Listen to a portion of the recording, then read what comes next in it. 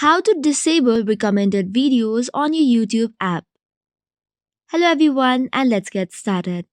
Even though there's no such option to disable all the recommended videos, but you can try this alternative.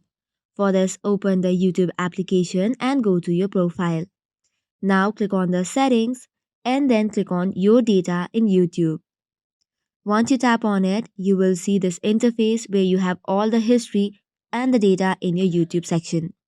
Scroll down a bit and then tap on Manage your YouTube watch history or the search history. Since the recommendation is based on your watch history and search history, the best solution would be deleting each of it. So for that, click on the Delete drop down menu and then click on Delete all time. And after that, you will notice that recommendation will be stopped. That is all for today's video. For more such contents, do not forget to hit the like and subscribe button. Thank you and keep watching.